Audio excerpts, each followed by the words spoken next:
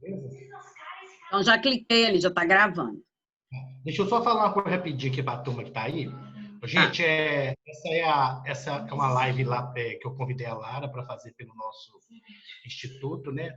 A Lara é uma parceira nossa já há muitos anos, né, Lara? Tem muitos, Uhum.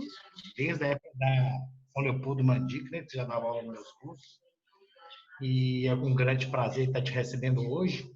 Eu acho, entre aulas para as turmas de especialização em live, eu acho que já deve ser a 20ª, 25ª, nós já estamos assim, devemos ser um dos que mais fez live no estado, se bobear, tá?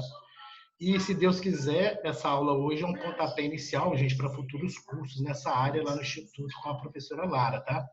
Então, todo mundo já conhece o Instituto, a maioria, quem não conhece, eu estou aqui à disposição para tirar qualquer tipo de dúvida e, se Deus quiser, daqui a uns 15 dias nós vamos estar lançando um curso nessa área com a professora Lara.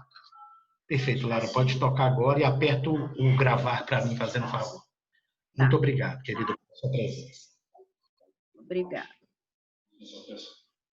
Então, vamos lá. Nós vamos falar um pouquinho sobre os princípios básicos da laser terapia. O Marcelo achou legal, eu também achei legal fazer essa live, porque, infelizmente, é um assunto que não é tão divulgado, principalmente aqui no estado ainda, a parte de tratamento com laser, sabe? E a gente que começa a trabalhar com laser, a cada dia que eu trabalho com laser, a cada dia que eu estudo mais sobre laser, mais eu me apaixono com a laser terapia, porque ela tem mostrado um potencial de diagnóstico, de tratamento, de conhecimento para a gente, que vai fazendo a gente cada vez mais gostar mais de trabalhar com essa parte do laser, porque a gente diminui muitas vezes um tempo de tratamento de algum problema com o paciente, seja relacionado à dor, seja relacionado à ferida, seja relacionado a bem-estar geral, né? E a gente consegue, às vezes, um tratamento que a gente ia gastar um tempo maior, a gente consegue diminuir muito o tempo de tratamento desse paciente e dar uma qualidade de vida muito melhor para ele. Então, hoje, nessa live, nós vamos falar especificamente de princípios básicos. É muito conteúdo, é muito assunto para a gente conseguir falar numa live só. Mas eu procurei dar uma sintetizada para ver se vocês, para quem nunca viu, nunca ouviu falar, poder entender um pouquinho o que é, tá? E quem já trabalha na área para assistir isso e ter vontade de fazer uma habilitação em laser, de fazer um curso básico de laser, tá? Porque o conhecimento é o mais importante quando você vai estar trabalhando com qualquer tipo de terapia. O laser, você tem que entender muito bem com o que você está trabalhando. Porque eu costumo falar que a diferença, isso aí todo mundo fala, a diferença entre remédio e veneno é a dose. Então, se você não tem conhecimento do que é o laser, o que é a laser terapia, seja de baixa potência ou de alta potência, se você não tem conhecimento, você acaba não melhorando a situação do paciente, pode até prejudicar. E às vezes você vai num congresso, vai no curso, compra um aparelho de laser e fica mais um aparelho para ficar empoeirando lá no seu consultório, porque simplesmente você não tem noção da grandiosidade de coisas, de terapias, de bem que você pode proporcionar para o seu paciente. Tá bom? Vamos passar. Por que não quer passar?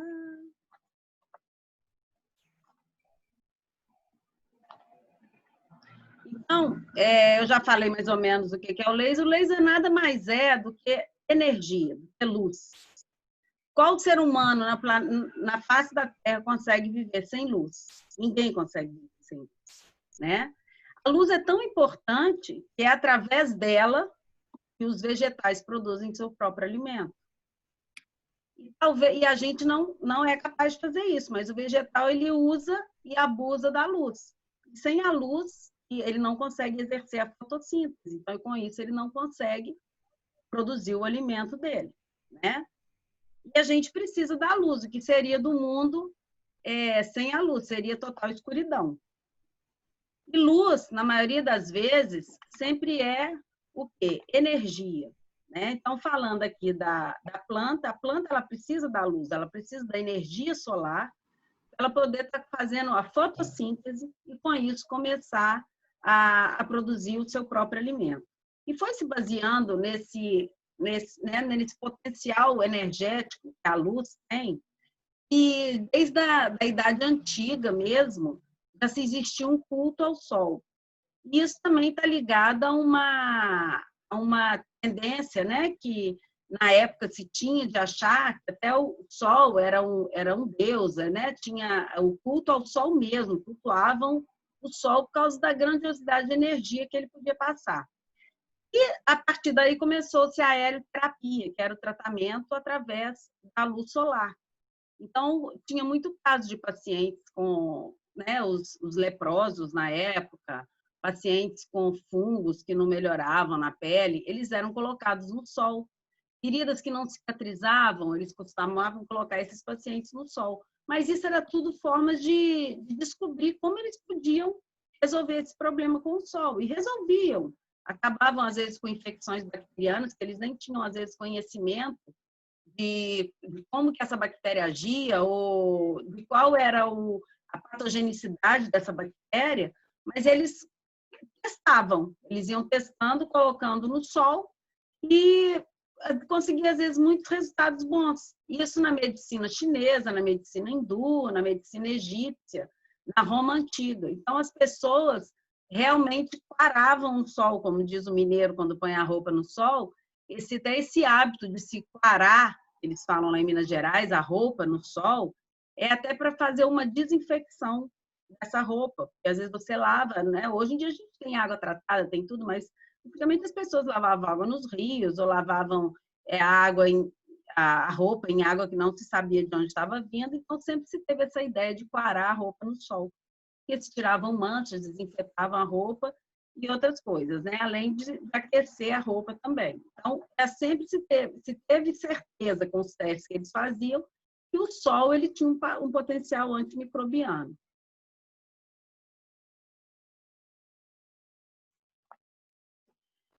Os primeiros estudos, então, com a helioterapia, que é o tratamento através da luz solar, elas começaram ainda no século XV a.C. E elas perduraram até meados do século XIX, né? Quando Isaac Newton ele descobriu, né, ele fez a difração do branco e descobriu esse prisma de cores da luz, aí foi se aperfeiçoando mais ainda o estudo da luz. Então, quando chegou em 1800, eles conseguiram padronizar a luz infravermelha. Em 1801, a luz ultravioleta. Foi denominada dessa forma, que eles foram vendo que elas tinham diferenças, padrões diferentes entre uma e outra luz. Não só a cor era diferente. Em 1904, Einstein ele formulou as bases teóricas sobre essa parte da difração da luz, sobre a radiação, né? E quando foi em 1917, ele definiu o conceito do princípio físico da emissão estimulada de radiação. Então, ele descobriu o potencial de radiação que a luz tinha também. De não só ser uma luz, mas ser uma luz que tinha outras potencialidades. E muito começou a se estudar sobre a luz. Então, existiu até vários pesquisadores, foram construindo aparelhos, até que em 1954 eles construíram o primeiro maser. Ainda não era um laser, era um maser, né? Que foi o primeiro, a base para poder se chegar aonde nós temos os aparelhos de hoje. E muita briga se teve nisso, porque um descobriu, não patenteou, e outro estudioso veio e patenteou, então teve uma briga de muitos anos. E essa briga, ela enfraqueceu muito, né, as evidências científicas do tratamento com a luz. Então, por um bom tempo, essa fototerapia ficou um pouco abandonada. E também com o avanço da medicina, depois da Segunda Guerra Mundial, né, a descoberta da penicilina, tudo foi contribuindo para cada vez mais deixarem o tratamento com a luz mais de lado. Mas hoje a gente vê que o laser está ganhando muito espaço novamente, tem se feito muita pesquisa através do laser, tá? Então, o laser, ele significa o quê? Esse nome laser, tá? Nada mais é do que a amplificação de uma luz, né? Amplificação da luz por estímulo da emissão de radiação, tá? Por uma radiação, estimulada de radiação. Por isso que vem o nome laser. Então, quando a gente começa a conceituar laser, ele é uma radiação eletromagnética não ionizante. Isso aqui é interessante porque se ele é não ionizante, quer dizer que ele não vai causar dano a nível de ser alguma coisa que cause câncer, que já teve muita discussão em cima disso. A gente pode tratar paciente oncológico, se a gente deve ou não, porque pode aumentar a multiplicação de células cancerígenas, tudo isso. E isso já se sabe que não é verídico, a gente pode tratar sim. Tá? Existe uma contraindicação que eu vou falar mais à frente para vocês. O laser ele tem tanto função diagnóstica como terapêutica, né? Ele pode ter uma função terapêutica sem remoção de tecido, que é quando a gente trabalha com os lasers de baixa potência, ou com a remoção de tecido, quando a gente trabalha com um laser que tem uma potência ou uma intensidade maior. Tá? Que eu varia também nisso o laser, o tipo de laser e o comprimento de onda. Na emissão espontânea, só para vocês entenderem a diferença, um átomo excitado libera um fóton ao retornar ao seu estado fundamental. Quando a emissão é estimulada, como é o caso do laser... Oi? Lara, você está me ouvindo? Só um minutinho. Pode falar. Dá um mute em todo mundo, você pode... Dá um mute em todo mundo para não atrapalhar a sua aula. Clica lá no participante e dá um mute all. Clica lá no participante. Já achei. Aí lá embaixo está escrito assim, mute all. Aí você dá um mute. Tá. Mas aí vai dar mute para você também. Não tem problema não? Então, quando a gente tem uma emissão espontânea, o átomo que é excitado, né, com a incidência da luz, ele libera um fóton ao retornar ao seu estado fundamental. Quando a gente tem uma emissão estimulada, esse fóton incide sobre um átomo excitado e vai absorvê-lo e emitir um fóton idêntico. Então, é como se ele absorvesse e emitisse, o que não acontece quando você tem uma emissão espontânea. Essa parte, esse início é enjoadinho, gente, mas é porque eu não tenho como falar de nada de terapia sem falar desses princípios, tá? Como que o laser ele é produzido? Ele tem um meio ativo, que na maioria das vezes é o que determina a cor do laser. Ele tem o aparelho, tá? Ele tem dentro do aparelho tem um mecanismo de bombeamento, que é a fonte de energia, e ele tem uma cavidade de ressonância, que é onde ocorre o processo de amplificação dessa energia que ele consegue através da emissão. Características ópticas do laser. Por que eu coloquei isso aqui? Porque existe uma confusão muito grande, para quem não está acostumado a lidar com laser, entre laser e LED. Tem até já vi casos de aluna que chegou para mim e falou assim, poxa, eu comprei esse aparelho aqui, me venderam como laser. Só que, na verdade, não era um laser, é um LED. Tá? O que vai determinar o fato de ser um laser ou um LED é o comprimento de onda, que eu vou mostrar para vocês mais à frente. E o laser ele tem algumas características que são específicas dele, o LED não tem. Que é a monocromaticidade, que é uma característica da radiação com uma determinada frequência ou um comprimento de onda definido. Ele tem uma coerência, ou seja, as energias elas vão se somando até chegar num ponto comum. Então, ela tem uma coerência tanto temporal quanto espacial. E ela tem uma colimação e uma unidirecionalidade, que é o que dá para a gente entender melhor a diferença entre o laser e o LED. E se vocês olharem na figura, quando você tem uma luz colimada, os feixes, eu coloquei um esqueminha aí embaixo, quando você tem uma luz colimada, os feixes, eles ficam paralelos. No laser, você não tem, no LED, você não tem esse paralelismo, você tem um feixe que começa a ter cada vez mais um espalhamento. Até as fábricas têm colocado nos LEDs alguma lente ou algum dispositivo para tentar colimar um pouco esse feixe, mas o feixe sempre vai ser mais espalhado. No laser, não. Então, como você tem um paralelismo maior, isso é uma forma também de concentrar energia, que o laser consegue concentrar e o LED não. Então, no final das contas, ao atingir o tecido, você está tendo um grau de energia maior usando o laser que o LED. Ah, mas eu consigo o mesmo benefício se eu fizer uma terapia usando o LED ou laser? Sim, se for um laser vermelho, você também tem como colocar o mesmo comprimento de onda com o LED. Só que a concentração de energia que você vai conseguir num tempo muito menor com o laser, você só vai conseguir com o LED num tempo muito maior. Tá?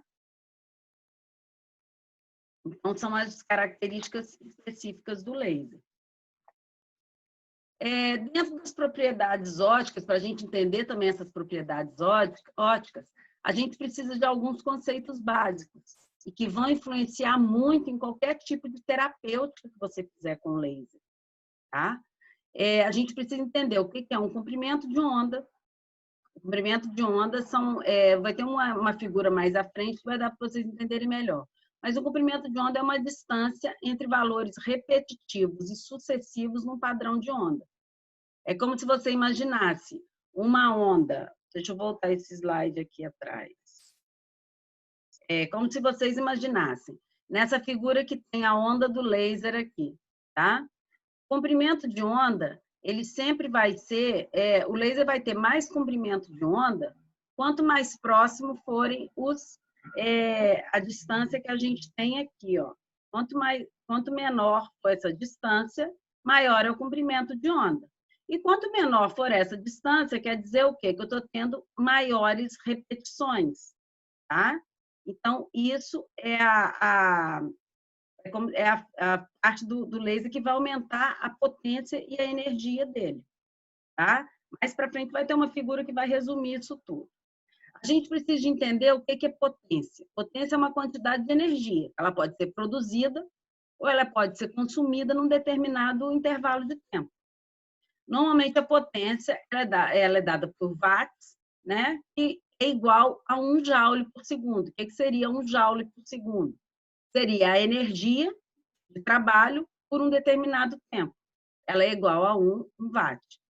A irradiância seria a potência da luz. Então, seria a quantidade de energia por uma determinada área que está sendo irradiada, seja em centímetros, seja em centímetros quadrados. Tá? E ela vai variar de acordo com a voltagem do aparelho ou o distanciamento que você faz do foco, ou o distanciamento de onde você está trabalhando. Porque se você tiver uma luz, quanto mais você afasta a luz, maior é a área que essa luz pega, mas menor é a energia que você está depositando num espaço menor. Não sei se vocês estão conseguindo entender isso. Se você pegar uma luz e ir afastando, o raio dessa luz vai aumentando. Se você aproxima bastante, o raio diminui. Então, a área pequena, menor aqui, bem aproximada, está recebendo mais energia do que uma área maior, que a energia está sendo distribuída pela área maior. Eu costumo comparar isso com o salto do sapato. Se você está com um salto bem fino, você está fazendo mais pressão no solo, então você está jogando mais energia naquele pedaço que o salto está encostando. Se você está com um salto quadrado, a área do salto é maior, então a energia, o seu peso está sendo distribuído numa área maior. Tá bom? Energia. A energia ela é a quantidade de luz que você está colocando no tecido. Tá? Essa energia, ela normalmente é o quê? Ela é a potência vezes o tempo de radiação. Então, isso é a quantidade de energia. E essa energia ela é sempre dada em joules, que é o trabalho. Normalmente, quando a gente vê lá a parte de física de trabalho, a gente vê que o trabalho é em joules que a gente tem, a unidade de medida de trabalho.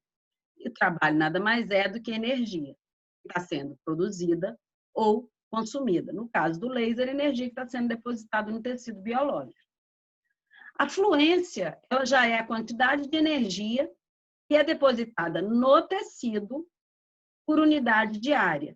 Então, o que seria a fluência? A fluência seria a energia, que é a potência vezes o tempo, por uma área irradiada, por uma determinada área. Que aí vai depender do quanto que você está querendo depositar de energia naquela área. Se ela for maior, você tem que começar a colocar pontos bem próximos, dependendo do laser que você está usando. Se ela for uma área menor, você concentra a energia só ali. Mas existe um tanto de dose e tem uma quantidade de valor de trabalho, ou de energia, ou de joule, que você tem que depositar por ponto, dependendo do laser que você está usando. Isso aqui, às vezes, é um pouco complicado de entender, mas porque isso é física. Mas quem entende de física entende isso aqui. E depois, à medida que você vai mexendo com laser, você vai entendendo isso, tá? Quando a gente trabalha com laser, a outra noção que a gente precisa de ter, senão você não vai conseguir sucesso em terapia nenhuma, é falando de padrões, parâmetros dosimétricos, tá? Não é receita de bolo, isso aqui não é protocolar, apesar de que a gente, mesmo que a gente compre um aparelho de laser ou de LED, as fábricas, elas já mandam alguns protocolos nos manuais.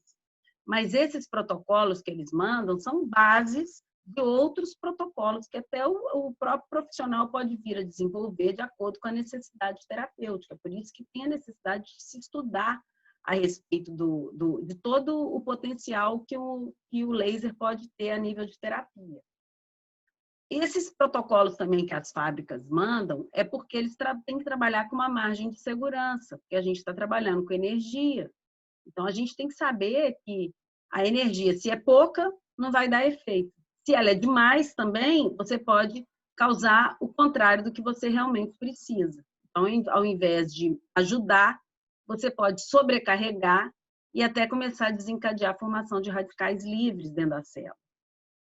A dose sempre é a quantidade de energia pela área adequada para tratar o tecido. Por exemplo, você tem uma ferida, uma afta no lábio, você tem que saber a quantidade de energia que você tem que depositar naquela afta para você tratar aquela afta de uma forma eficiente. Porque se você não sabe a quantidade de energia que você vai jogar ali, ou você pode aumentar aquele processo, ou você pode simplesmente não causar nada. É aquilo entre a diferença entre o remédio e o veneno. É a dose. A gente sempre tem que lembrar disso. Em qualquer terapêutica que a gente vai fazer. E com laser não é diferente, tá? A dosimetria, ela já seria a dose necessária para se atingir o efeito final desejado. Ou seja, eu sei que eu tenho que depositar 2 joules por ponto numa afta para me poder, no final, para me poder ter uma melhora dessa afta. A dosimetria seria o quê? Quantas doses dessa, em que intervalo de tempo, durante quanto tempo eu vou precisar de estar fazendo essa dose na afta para eu atingir o efeito final desejado, que é a cicatrização final dessa afta, tá? A paralisação do processo. Aí, a determinação exata da dose de energia entregue ao tecido ainda não pode ser mensurada com exatidão.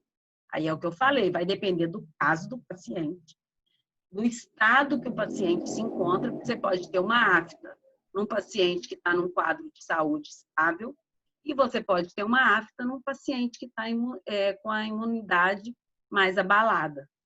A resposta vai ser diferente neles, a nível de melhora. Então, às vezes, a gente tem que ajustar certas doses para poder saber, ajustar a dosimetria para a gente saber até quando que a gente vai precisar de estar colocando essa dose de energia ali para ter um efeito final nos 2 pacientes. Um vai ser de um jeito, outro vai ser de outro. Mais uma vez, a necessidade de estudar a respeito, tá? A gente nunca para de estudar. Cada vez que estuda, dá vontade de estudar mais. Porque você vai pegando casos diferentes à medida que você vai trabalhando na clínica com laser. Aí você vai fazendo outros cursos, você vai vendo vivência clínica de outros profissionais. E isso é muito interessante, porque vai dando vontade de estudar cada vez mais. E você vai descobrindo coisa nova todo dia, tá? Então, depende do caso e dos resultados obtidos. Então, vai depender do que tem de evidência científica, comprovada, mas também vai depender do que você tem de evidência clínica com os seus pacientes, ou com os pacientes de colegas que trabalham com você, ou com os pacientes de professores com os quais você faz o curso. Até chegar no ponto que você vai começar a ter uma vivência clínica grande o suficiente, às vezes, para até montar os seus próprios protocolos, sempre respeitando a diferença entre a dose, né, entre o remédio e o veneno, que isso é um limite que a gente nunca pode ultrapassar, porque senão a gente sai da janela terapêutica. Se você põe pouco, você não tem resultado. Se você põe demais, você atrapalha, você pode alterar o resultado que seria uma coisa boa, passa a ser uma coisa ruim. Nós temos alguns padrões de radiação, né, para poder estar fazendo essa aplicação do laser, que são o modo de emissão, que o aparelho já vem com, normalmente os aparelhos já vêm com a programação, que a gente pode ter o modo contínuo, o modo pulsado e o modo assistido. O que é o modo contínuo? Quando você clica no modo contínuo, você está tendo a emissão do laser direto ali. O modo pulsado, ele vai ligar e vai desligar de tempos em tempos. E o modo assistido é quando o laser já vem com o aparelho de laser já vem com os protocolos, por exemplo. A gente trabalha muito lá na clínica com laser de alta potência, de alta intensidade, para fazer cirurgias. Então, já tem protocolos sugeridos no aparelho para frenectomia, para plástica de gengiva, para abertura de região de implante, né, para implantar. Tá? Então, esse é o modo assistido. Tem os modos de aplicação, que isso vai variar de acordo com a terapia necessária. O que você está querendo naquele tecido que você está irradiando. E o modo de contato, que a gente pode fazer encostado no tecido, a gente pode fazer com desfocado, que é mais afastado, o laser mais afastado do tecido, sem tocar. E a gente pode fazer também alguns tipos de modo de contato através de varredura, que normalmente os procedimentos estéticos estão usando muito laser com varredura. Ele é desfocado e não fica parado num ponto, ele vai como se fosse passeando ali pelo tecido. Tá? Aí, quando a gente continua falando de parâmetros dosimétricos, então a gente vai ter as variáveis físicas, que são ligadas às características físicas do laser, como ele vai mexer nesse tecido, de acordo com a característica física dele. E nós temos as variáveis clínicas. Que tipo de tecido é esse que a gente está querendo tratar? É pele? É mucosa? É superfície de dente? O que a gente está querendo ali naquele tecido? A frequência de aplicação, que frequência que a gente vai usar, vai determinar do que a gente está querendo naquele tecido. As doenças concomitantes que a gente tem, né, junto a uma afta, por exemplo. Uma afta, ela pode ser colonizada por um fungo, pela cândida. Então, eu não vou estar tratando só a afta mais, eu vou estar tratando a afta e a cândida. Então, tem as doenças concomitantes nesse sentido. Eu tenho pacientes que eu estou tratando com laser, mas eles têm pressão alta, então eu tenho que ficar atenta a isso também, porque o laser normalmente ele causa um relaxamento da parede do vaso, então o sangue vai circular com uma fluidez melhor. Mas existem pacientes hipertensos que o fator que desencadeia o aumento da pressão dele é muito mais emocional do que qualquer outro fator. Então, às vezes, o simples fato dele estar ali fazendo uma terapia, aquilo pode alterar a pressão dele. Então, a gente tem que ter um conhecimento muito grande desse paciente, de fazer uma anamnese muito completa dele, não só com laser, como qualquer outro tipo de tratamento que a gente for estabelecer. Tá? O estágio evolutivo, como que começou esse problema do paciente? Por que começou? O fototipo da pele, por quê? Esse paciente é branco, esse paciente é negro, ele tem pouca melanina, ele tem muita melanina, porque o laser ele tem uma atração por hemoglobina, por melanina, porque ele precisa de um cromóforo para ser atraído. Então, o que acontece? Se você tem um paciente negro, a dose que você vai jogar na pele de um paciente negro não é a mesma que você vai jogar no paciente branco, porque o negro vai absorver muito e vai penetrar pouco laser. No branco, ele vai absorver quase nada e vai penetrar mais o laser. Isso é fácil de vocês entenderem em caso de paciente que faz depilação a laser. O paciente negro, ele precisa de mais sessões. Por quê? Porque a dose que é jogada no tecido dele tem que ser menor do que a dose que é jogada no tecido de uma pessoa branca também. Porque como ele absorve muito, pode dar mancha, pode dar queimadura, que a gente vê que normalmente pode acontecer em pacientes que estão fazendo depilação a laser, tá? Então, a melanina, ela absorve muito a luz do laser e a hemoglobina também, é a atração que o laser, tanto de vermelho ou infravermelho, tem essa atração por hemoglobina e por melanina. E o que a gente mais precisa é que o laser penetre no tecido. Que ele não seja absorvido pelo tecido, senão a quantidade de energia que está entrando no tecido vai ser menor, e que ele não seja e não sofra muito espalhamento lá dentro. Então, por isso que o laser tem esse paralelismo entre o feixe de luz, porque isso vai concentrar a energia no ponto que você está querendo tratar.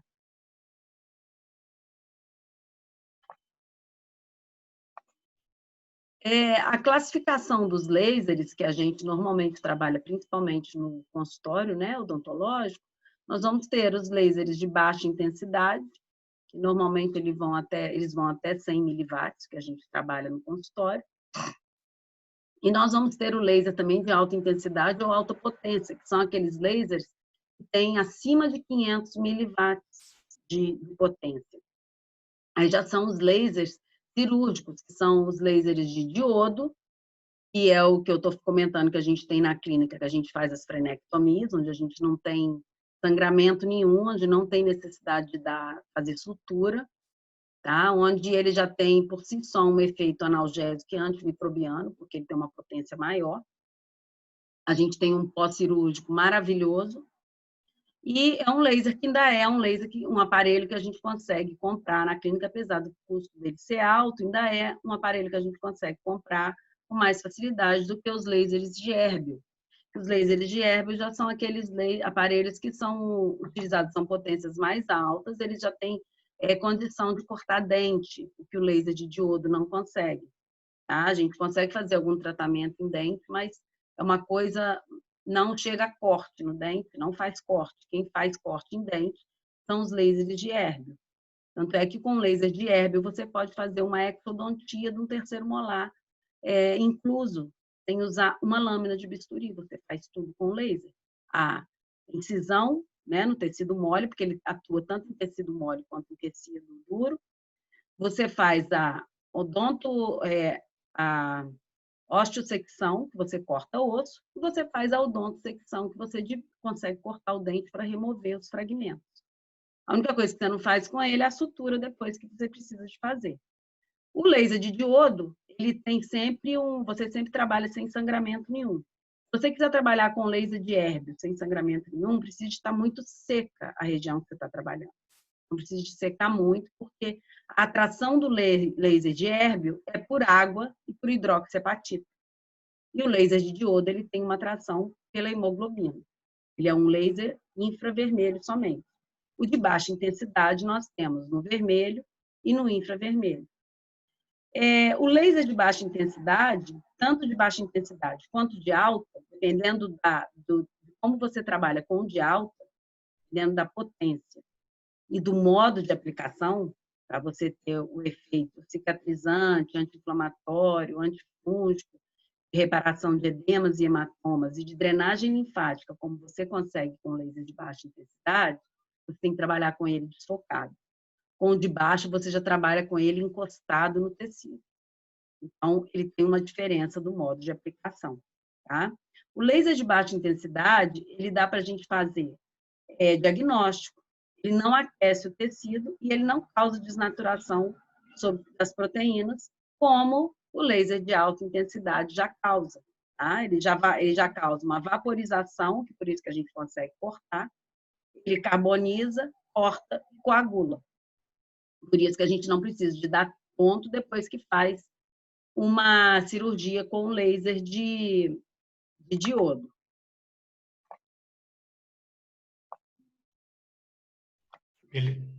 Lara, é o seguinte, primeiro, isso aí que você fez mesmo, né? Liberou meu microfone. Vocês podem a gente pegar os vídeos e puxar como se fosse uma fotografia, uma foto de PowerPoint para o canto da tela.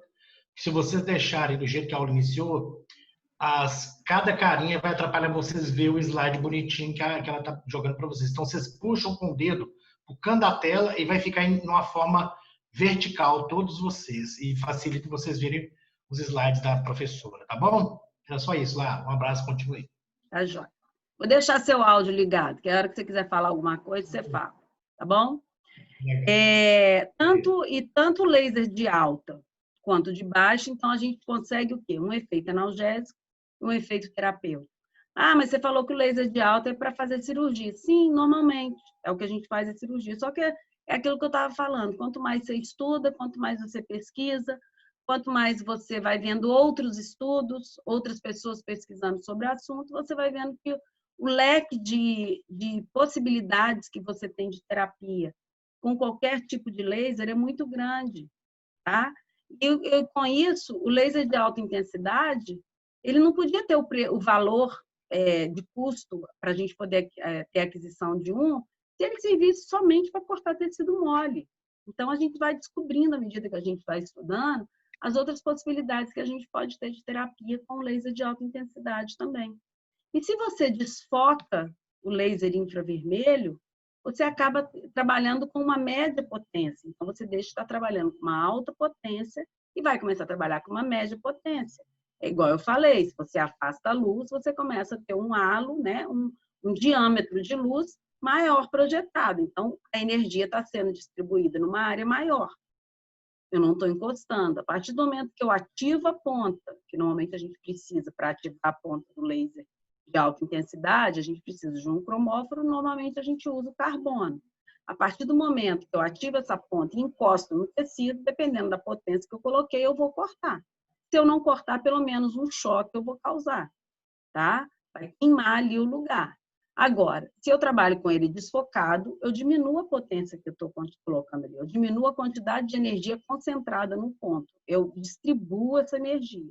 Então, por isso que eu consigo trabalhar também com laser de alta, como se eu estivesse trabalhando com laser de baixa, porque eu desfoco, então eu vou estar trabalhando com uma média potência. Aí isso é válido por quê? É válido porque aí eu não vou estar trabalhando nem com laser de tão baixa potência quanto é 100 miliwatts, mas também nem com laser de tão alta potência quanto é um laser que eu uso para cortar, que eu usaria aí para fazer corte, 2.000 miliwatts de potência. Eu não estou encostando. Mesmo que eu coloque lá 1.500 miliwatts de potência, mas eu afasto a fibra ótica do tecido, eu não vou estar causando problema nenhum para o tecido a nível de estar removendo tecido de granulação. Eu vou estar apenas causando o efeito analgésico, terapêutico e conservador da mesma forma que um laser de baixa intensidade pode causar. Mas eu vou conseguir isso num tempo terapêutico menor do que eu conseguiria usando somente um laser de baixa intensidade, que chega até 100 miliwatts só. Tá? Todos dois têm ação sobre tropismo celular. Essa aula, quando a gente chegar no final, vai parecer que eu dei a aula de trás para frente, mas não é. É porque tudo que eu for falar depois precisa de ter um embasamento disso aqui para vocês entenderem depois o que é que eu estou falando, tá? Então, vão me acompanhando para vocês poderem chegar no final e entender. O laser de baixa intensidade, ele por apresentar um efeito cumulativo da dose, eles são considerados como moduladores de processos biológicos. É daí que vem o termo fotobiomodulação. Eu consigo fotobiomodular um processo biológico, o metabolismo celular, usando a luz. Tá? E, como diagnóstico, a gente vai ter com laser espectroscopia, fluorescência, que já é um comprimento de onda menor do que o laser vermelho, os bioespectros, que é aquele mapeamento vascular, que também é um laser que é usado quando a pessoa quer descobrir a veia para poder tirar sangue ou para aplicar algum remédio, que também é um laser. A nível terapêutico, a gente vai ter a terapia por contato mesmo, por ponto. A gente vai ter a terapia fotodinâmica, onde a gente associa a luz vermelha com o cromóforo, que na maioria das vezes é um antimicrobiano, que é o caso, às vezes, de uma afta colonizada por uma cândida, que eu preciso de primeiro tratar a cândida para depois eu tratar a afta. Eu não vou conseguir isso se eu entrar só com laser. Pelo contrário, eu posso até aumentar a proliferação desse fungo ali na lesão, se eu não trabalho com antimicrobiano. Então, a laser terapia, ela vai ter como função irradiar células e ativar alguns componentes, resultando em reações bioquímicas que podem alterar completamente o metabolismo celular. Mas como que ela vai alterar esse metabolismo celular? Aqui, isso aqui é só para vocês terem uma noção das classes de laser que a gente tem, que vai desde a leitora de código de barra de uma loja, de um supermercado, que lê o valor ali, lê o código de barra, né? Até os lasers de alta energia, que são os lasers cirúrgicos, né? Como é que eu falei, como diodo, de hérbio. Isso vai variar sempre neles o quê? O comprimento de onda e a potência. Aqueles lasers visíveis que a gente vê na impressora, geralmente, ele tem 1 miliwatt.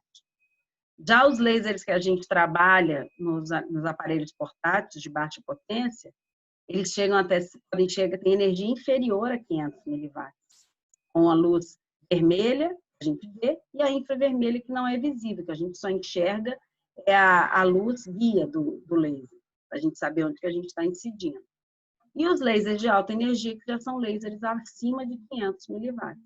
Então, dependendo, vai variar o quê? O comprimento de onda, mas principalmente sempre vai variar a potência. Aí, nesse slide aqui agora, eu gosto muito dessa figura, porque ela dá para a gente entender direitinho como que vai variando esse laser. Eu falei com vocês que quanto menor essa distância entre as ondas aqui, entre essas cristas aqui, né, maior vai ser o comprimento de onda, tá? E maior vai ser as repetições, ou seja, as frequências que eu estou tendo de incidência de energia ali. Então, esse comprimento de onda, ele vai desde ondas baixas, que seria até a onda de radiação que pode simplesmente fazer a gente ligar alguma coisa no cabo de tomada, a ondas de rádio, que são ondas que são transmitidas para as torres e podem te emitir um sinal de rádio, de TV, tá? As micro-ondas, que já entram as transmissões via satélite, o infravermelho, que normalmente é aquela luzinha que a gente vê aquela luz guia que a gente vê às vezes nos controles remotos, né, ou nos stand-by dos aparelhos.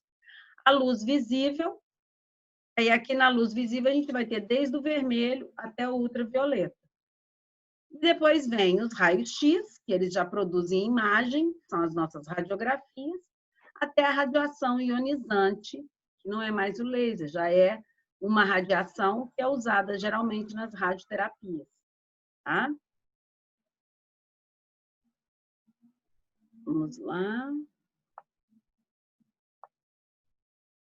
Então, resumindo, de tudo isso que eu falei, o laser ele é uma radiação eletromagnética não ionizante, sendo que de alta potência ou intensidade são usados em cirurgias, ou você pode adequá-los para serem usados também como terapias conservadoras. E os de baixa potência, eles possuem efeitos tanto diagnósticos como terapêuticos também.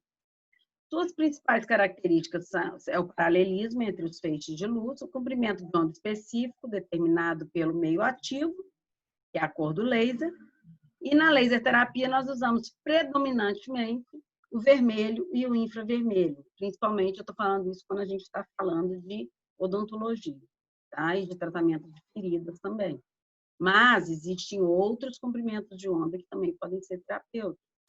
Por exemplo, existe uma terapia, que é a terapia fotodinâmica, que eu falei antes, que já tem pesquisas, ao invés de usar o laser vermelho com o azul de metileno, que é com quem o laser vermelho reage com o azul de metileno é um antimicrobiano.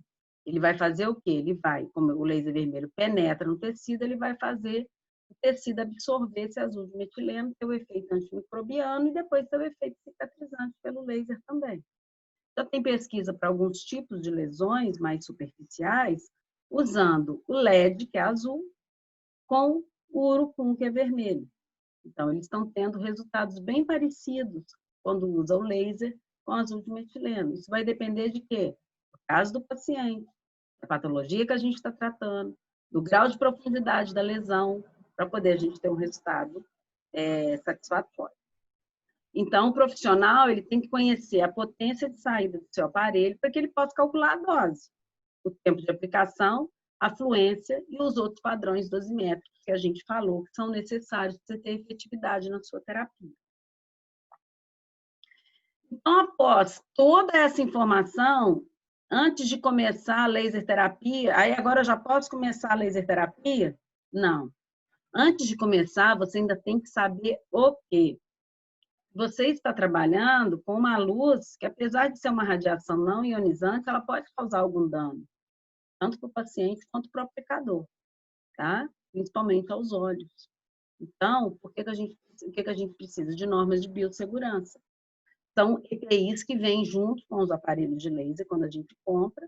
Se você compra com um aparelho de baixa potência, vai vir os EPIs necessários para usar com esses aparelhos de baixa potência e com o objetivo terapêutico desse aparelho. Por exemplo, a gente tem um aparelho na MMO, que é o Venus. O Venus ele é usado mais para procedimentos estéticos.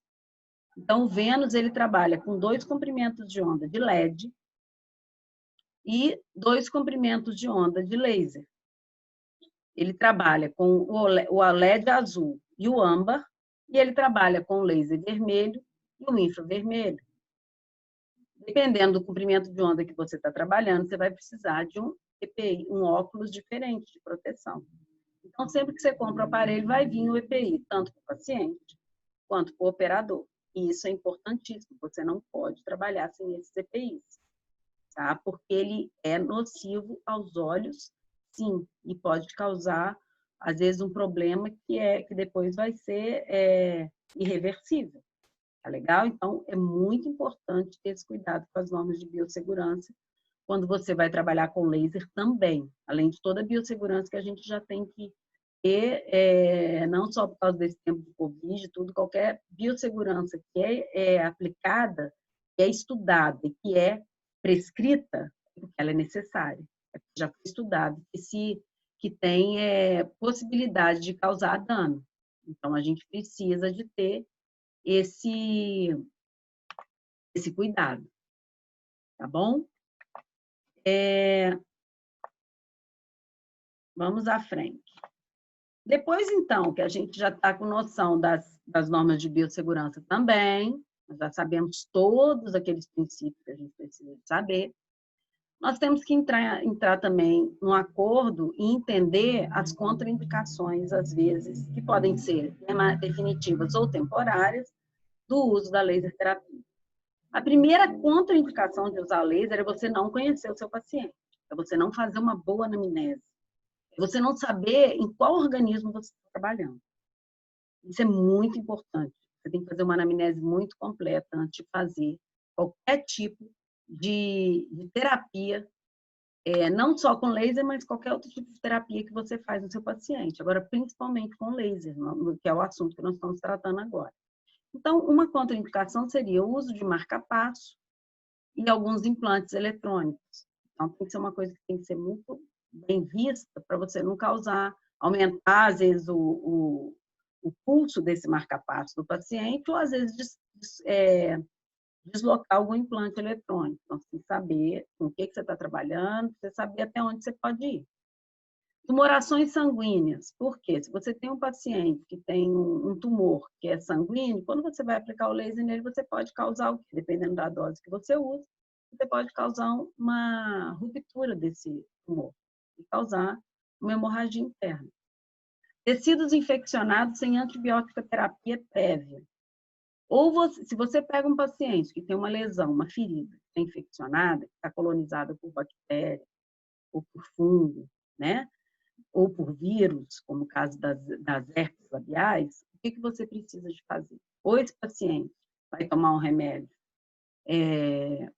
oral antes, antibiótico terapia prévia, ou você vai trabalhar com a parte da terapia fotodinâmica, que eu estava falando. No caso de um herpes labial, se você está trabalhando com laser de baixa potência, você tem que valer do uso do azul de metileno, que você vai aplicar, se ele tem já está com a lesão da herpes, com a bolha, ou com a lesão, você vai colocar o azul de metileno naquela lesão, ou dentro daquela bolha, vai ter que romper a bolha, deixar ele agir uns minutos ali, geralmente uns 4 a 5 minutos, e depois que você vem com o laser sobre aquela lesão, já com antibiótico, com antimicrobiano prévio, que é o azul de metileno. E com isso você vai tratar a patologia, e não só aquela vesícula que você está ali. Se é uma vesícula limpa, que não está infeccionada, não há necessidade de você colocar em um tipo de antimicrobiano. Você só tem que limpá-la bem, hidratá-la, para poder estar fazendo esse tratamento com laser. Se você está trabalhando com um laser de alta potência, como, por exemplo, o laser de diodo, aí você não precisa de usar antimicrobiano, porque o laser infravermelho de alta potência, por si só, ele já tem o efeito antimicrobiano. Tá? É por isso que quando a gente faz uma cirurgia com laser de alta potência ou de alta intensidade, a gente não precisa, na grande maioria das vezes, prescrever antibiótico depois, porque ele já está com efeito anti-inflamatório local ali. E isso também vai depender do grau de comprometimento que esses pacientes nossos têm. Se for um paciente que tem comprometimento e teve que fazer essa cirurgia, é claro que a gente vai aumentar os cuidados, tanto profiláticos quanto pós-cirúrgico. Mas na grande maioria das vezes, não há necessidade de você prescrever a medicação antimicrobiana depois de você fazer uma cirurgia com laser de alta potência. Como, por exemplo, hoje que está muito em voga, as bichectomias. Você pode fazer a bichectomia toda com laser de alta potência, sem usar bisturi em momento algum. A única diferença é que depois você vai ter que suturar essa lesão e usar uma pinça para poder, uma pinça ou o que você tem costume de usar para remover a gordura de bichá, a bola de bichá. Mas fazendo o laser, mesmo que você não faça cirurgia com ele, se você entra com o laser, mesmo de baixa intensidade, usando o azul de metileno, durante a cirurgia, você depois também não precisa de prescrever antibiótico terapia e nem anti-inflamatório. Isso já é uma coisa boa, porque você está tirando um pouco de sobrecarga do organismo do paciente. A gente sabe que todo medicamento oral ele sobrecarrega de uma certa forma alguma região no metabolismo celular ou no funcionamento de algum órgão, tá? Lesão sem diagnóstico, ou seja, jamais fazer qualquer coisa sem anamnese. A gente não faz isso em nenhuma situação no consultório. Vai ser com laser que a gente vai fazer. Então, a gente precisa de uma anamnese muito bem feita, um exame clínico muito minucioso, né? Um exame físico muito minucioso, se tiver necessidade de exames complementares, o histórico da doença do paciente, para saber como que ele começou esse quadro evolutivo que ele está. Tá? Qual a frequência de ter essa lesão? Por exemplo, um paciente que tem uma afta, pode ser um paciente que teve aquela afta ali, ou pode ser um paciente que já tem afta toda semana, ou pode ser um paciente que está com uma afta ali que já tem mais de 3 semanas. São 3 posturas diferentes com relação à terapia que você vai ter com esse paciente. Tá? Umas você vai ter que intensificar mais, outras menos, ou outras você vai ter que associar outras terapias, além do laser. Gravidez. Não existe uma contraindicação específica do uso do laser em gestante, porque as pesquisas que se tem não são muitas, são poucas, mas nessas pesquisas foi comprovado que a radiação, pelo fato até dela ser não ionizante, ela não é transplacentária. Mas, como já dizia lá na roça, a gravidez é um estado interessante. Então, vamos que você faz, a grávida está super bem, mas ela já estava com algum problema para desencadear ali, aí você faz o laser, aí ela tem um problema durante a gestação. Então, às vezes é melhor a gente prevenir do que remediar. Se a gente puder usar outros tipos de terapias, a gente usa. Daqui a um tempo, quando tiverem pesquisas mais consistentes, uma certeza maior de que realmente não existe dano nenhum à gestação, a grávida, a gravidez, ao estado hormonal dela, aí a gente pode fazer isso com mais segurança. Mas ainda se coloca como uma contraindicação, apesar de não ser uma contraindicação necessariamente. Mas é um resguardo que você faz para você não correr o risco dela ter algum problema, né? Isso vai depender também do período gestacional, e vir a cometer o seu lado profissional. E a sua consciência também, porque quando a gente vê o paciente que a gente atendeu, ter alguma intercorrência ou ter algum problema, a gente vai sempre achar que alguma parcela de culpa é nossa, tá? Glaucoma, pacientes que têm uma alteração muito grande de pressão dos olhos, então a gente não pode irradiar o laser diretamente ali, por exemplo, você quer fazer um laser na região de parótida. Então, se é para poder melhorar a salivação de um paciente que está sendo submetido à radioterapia. A gente sabe que com laser de baixa intensidade, a gente consegue promover um estímulo da glândula parótida para ela poder estar produzindo e liberando mais saliva. Os pacientes que fazem radioterapia têm um comprometimento de secreção de glândula. Mas se o paciente tem glaucoma, tem histórico de glaucoma, ou tem uma alteração da pressão dos olhos, né, já diagnosticada, a gente não deve fazer essa irradiação do laser próximo aos olhos. Essa exceção, já existem estudos também, apesar de não serem muitos estudos, porque muitos estudando sobre o laser. Ele está ganhando muito mercado, está ganhando muita credibilidade de uns anos para cá, tá? De uns 20, 30 anos para cá. Então, ele já tem alguns estudos que comprova que o ILIB, que é uma outra técnica que eu vou explicar para vocês, a forma que é feito hoje, o ILIB modificado, ele não causa problema a pacientes que têm glaucoma, porque o efeito dele vai ser sistêmico e não localizado, tá?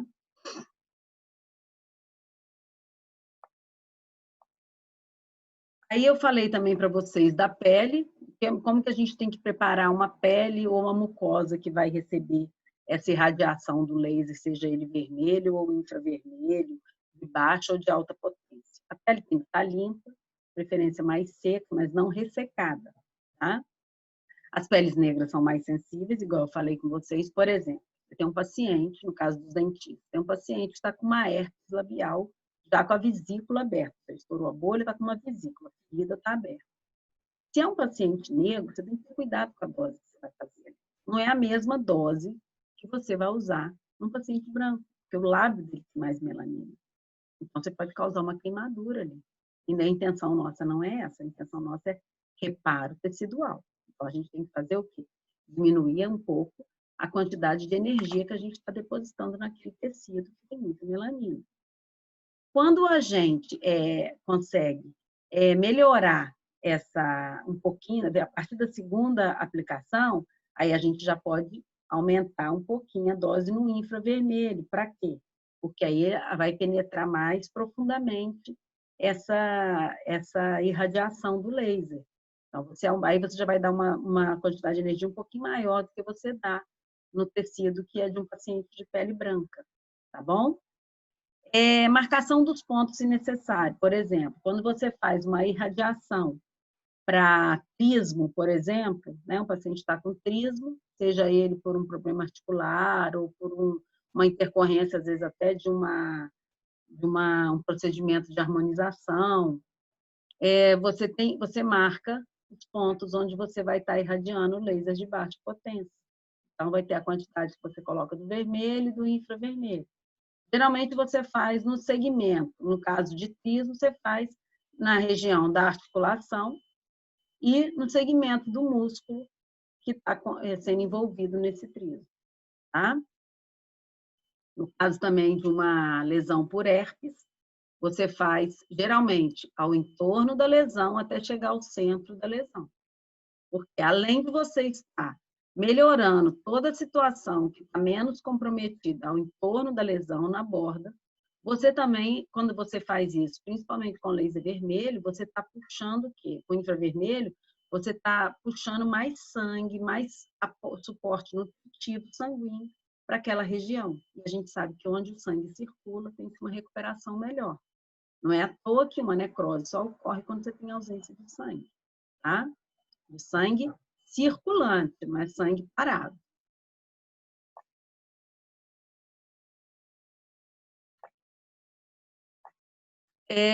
Existem fatores que regem a interação do laser com o tecido biológico. Eu já falei isso lá na parte da, né, o que é fator físico e o que é fator clínico.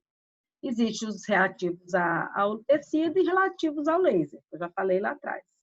E venho falando desde o início. O tipo, a propriedade, como que essa pele vai absorver o laser, qual o tipo de laser mais adequado para essa pele ou para essa lesão, tá?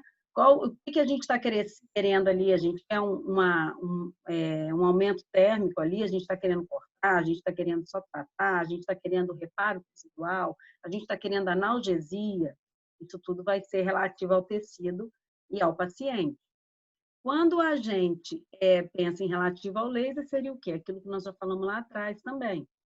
Seria o comprimento de onda, a densidade, a potência, tá? Para a gente poder são propriedades relativas ao laser, a energia, o comprimento de onda, a potência, tudo do aparelho e do laser que a gente está utilizando de acordo com o objetivo que a gente precisa. Então, tem alguns slides que eles já estão agora falando algumas coisas que nós já falamos lá atrás. Quando a gente começa a fazer a terapia com laser, existem alguns efeitos, que resumindo, seriam macroefeitos, que vão ser causados no tecido biológico. Efeitos superficiais e efeitos mais profundos, tá? Esses efeitos eles podem ser considerados primários, secundários e terciários, porque ele vai fazer efeito na superfície do tecido, ele vai fazer efeito mais para dentro, ele vai fazer efeito mais profundamente no tecido. Então, quando a gente vem falando de efeitos primários, o principal efeito da laser terapia é a fotobiomodulação, que eu falei lá com vocês, fotobiomodulação de processos biológicos. Aí a gente vai ter a bioestimulação e a bioinibição. Aqui vai estar interferindo muito a dose, a quantidade que você está jogando de energia no tecido. Se você está precisando de bioestimular, você trabalha com uma quantidade de energia. Se você está precisando de bioinibir, você trabalha com uma outra quantidade de energia. Então, é a quantidade de energia que vai ser absorvida, né, e utilizada na cadeia respiratória, vai ser utilizada pela cadeia respiratória, tá? A bioinibição é quando você ultrapassa a capacidade que a célula tem de transferir esses pares de reativos de oxigênio, de substância ativa de oxigênio, para a cadeia respiratória. Aí a célula acaba se tornando alcalina e você acaba produzindo radicais livres e estimulando a apoptose celular, que é a morte da célula.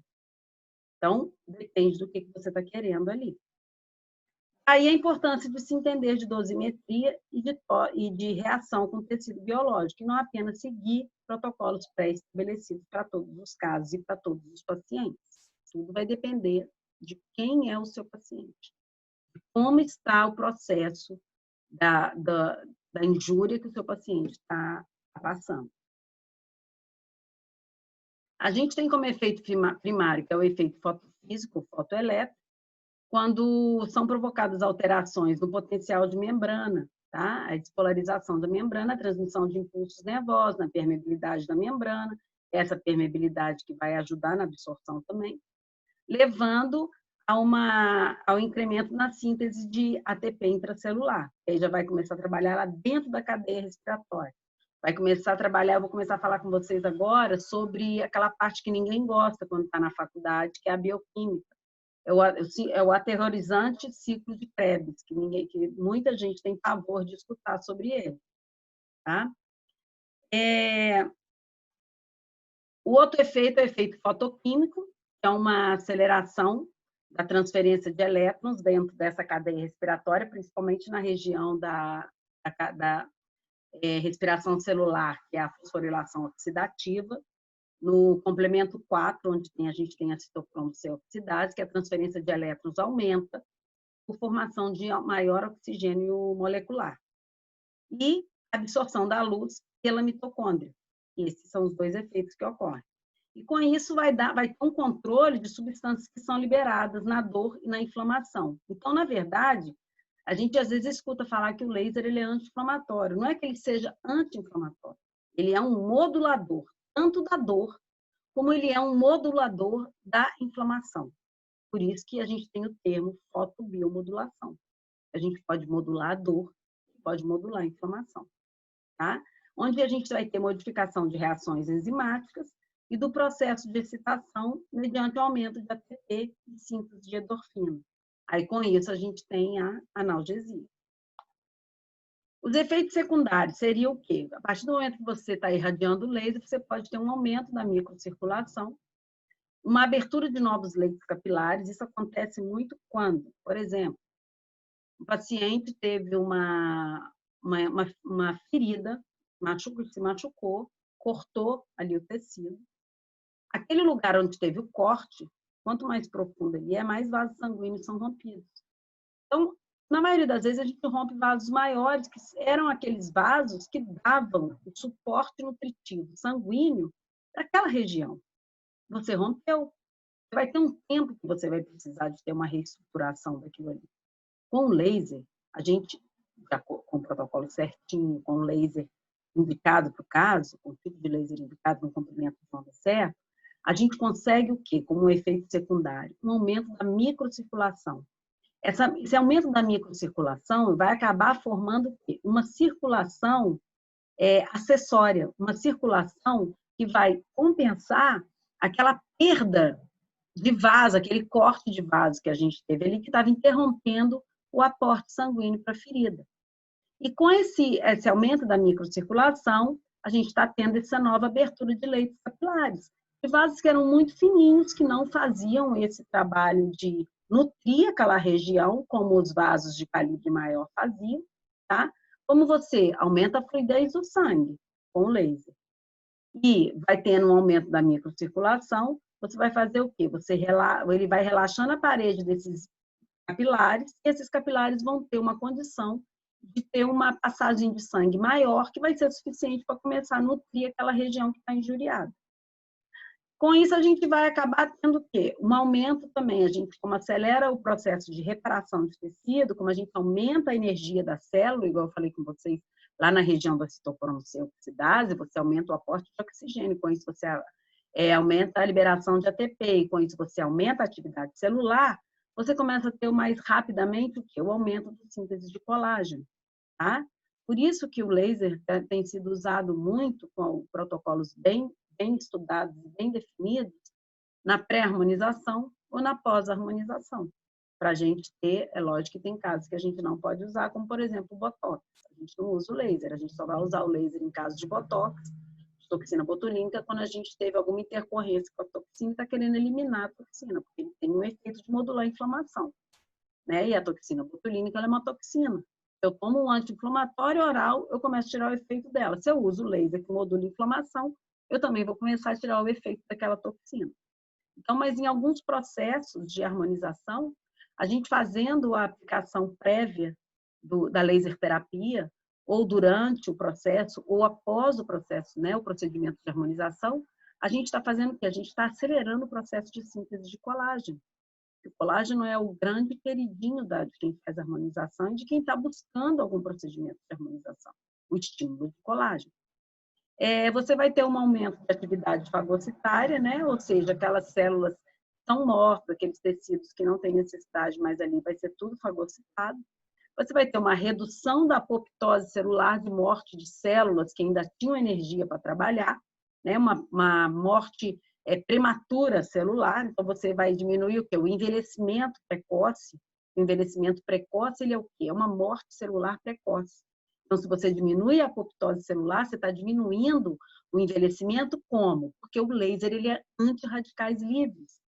Ele diminui as espécies, né, as espécies reativas que vão causar dano ao organismo. Então, ele é antirradicais livres. E ele causa uma redução do influxo de neutrófilos.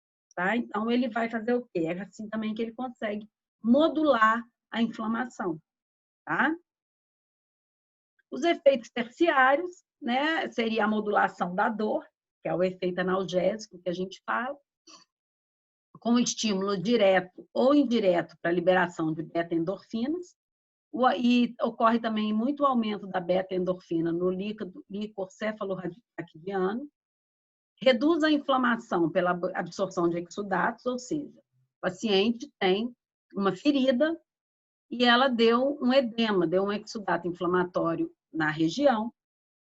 Com o laser, a gente consegue diminuir esse exudato. Quando você diminui o exudato, além de diminuir a possibilidade de uma infecção, de uma inflamação ali, você diminui também a pressão que aquele líquido está exercendo sobre a ferida. Então, você acaba diminuindo a dor.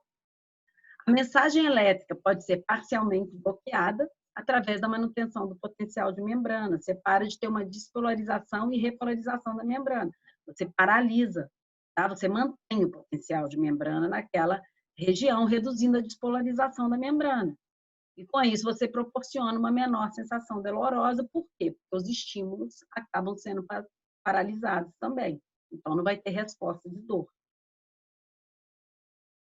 O efeito analgésico também, ele trabalha na síntese de prostaglandinas, o que decresce o potencial de bradicidina e, como consequência, tem-se a manutenção da excitabilidade dos receptores dolorosos. Os receptores dolorosos ficam parando de emitir a resposta como dor.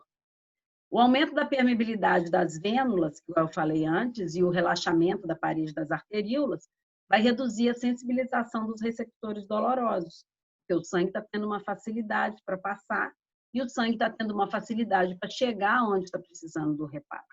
Tá? E ocorre uma normalização do equivalente de energia no local da lesão. Então, a energia que está sendo destinada para aquela região da lesão, ela passa a ser suficiente, tanto para causar um efeito analgésico, quanto um efeito reparador. O outro efeito terciário que a gente tem é o de acelerador da cicatrização, que eu já falei com vocês.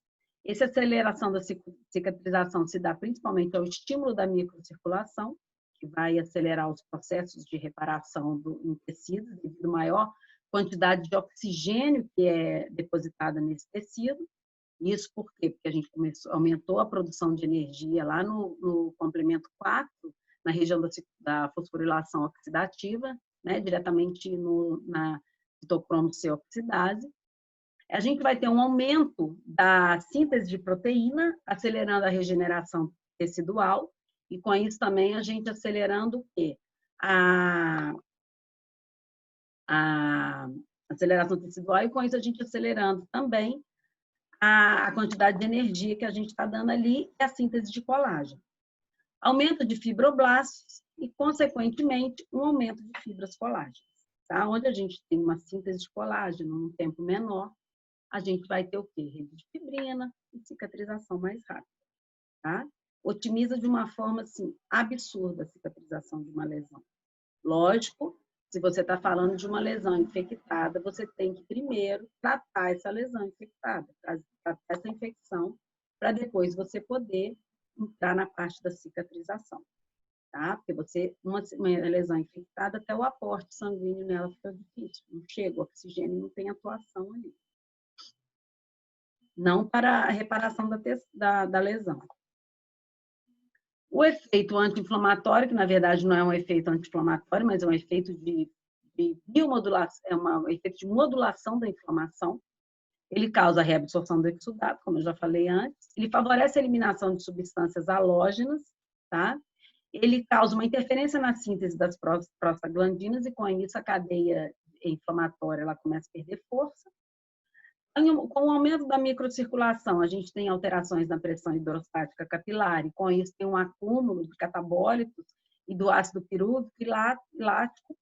Normalmente, quando a gente está fazendo uma técnica que é a ILIB, principalmente em pacientes que têm problemas de desordens musculares nas articulações temporomandibulares, né? Desordens de, por exemplo, a nível de masseter.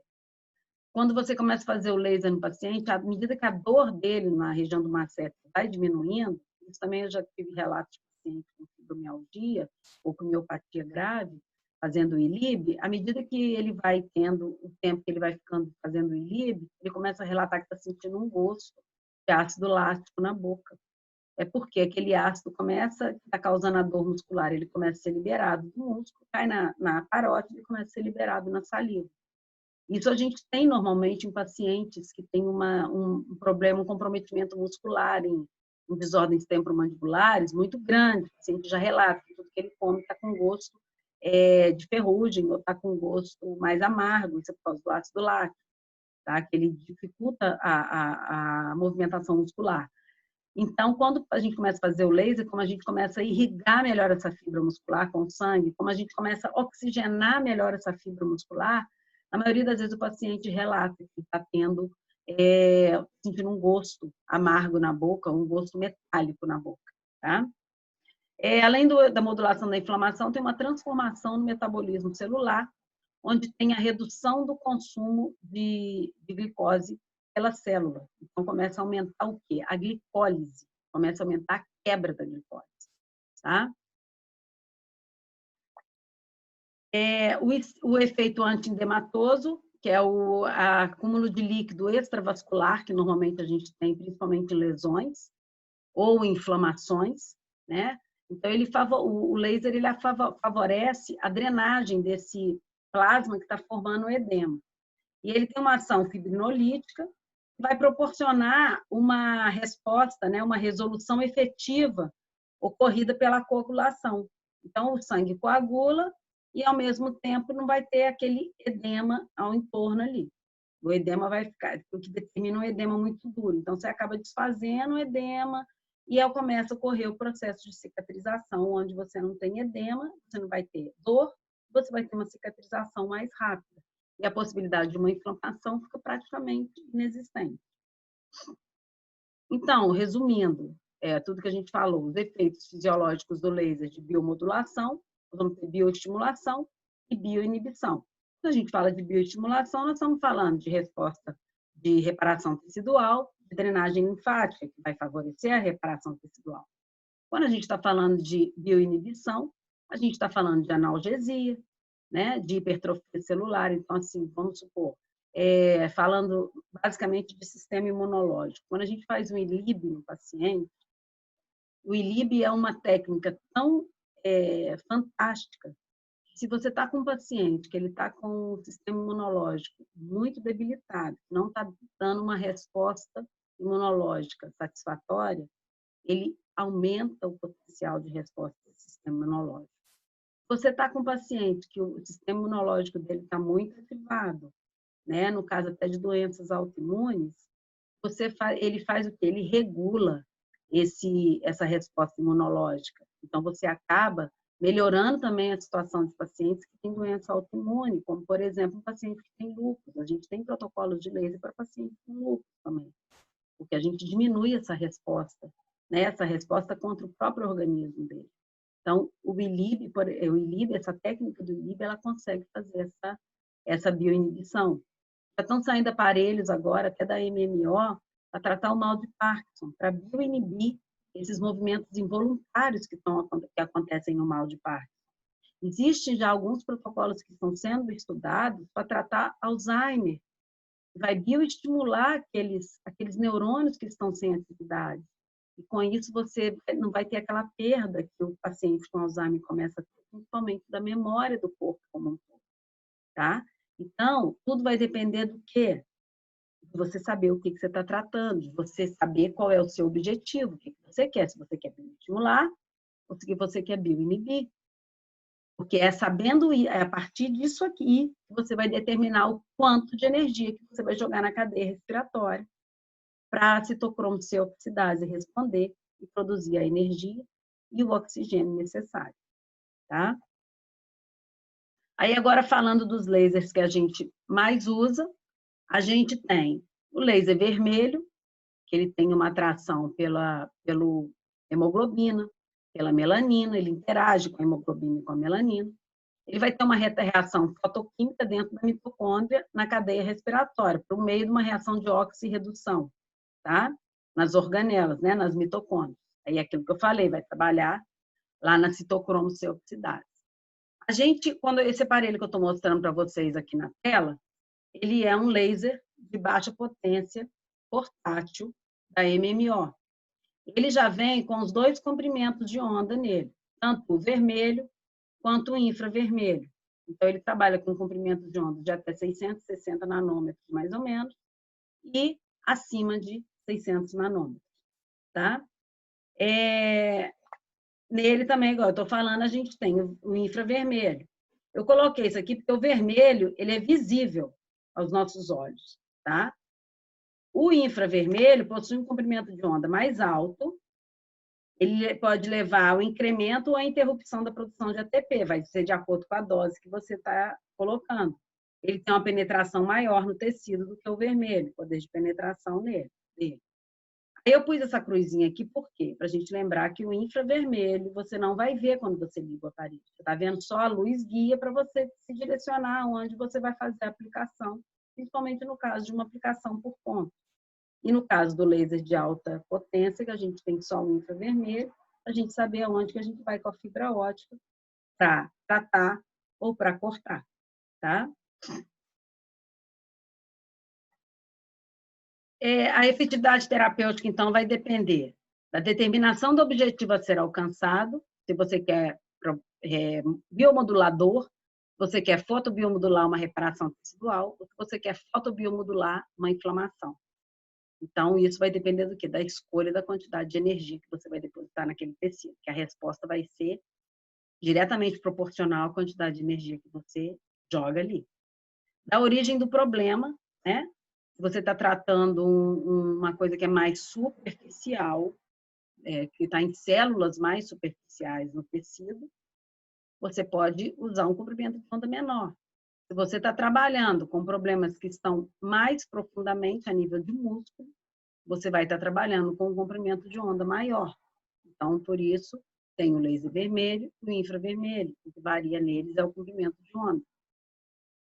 Do grau de comprometimento do paciente, tanto físico quanto emocional. Por que o emocional eu coloquei aqui? Porque quando a gente faz a técnica, por exemplo, do ILIB, já existem estudos também falando que você consegue dar um certo controle na ansiedade do paciente. É claro que apesar do efeito de diminuir níveis de glicose, de diminuir níveis de pressão arterial, de diminuir a ansiedade, você não vai suspender medicação que o paciente toma.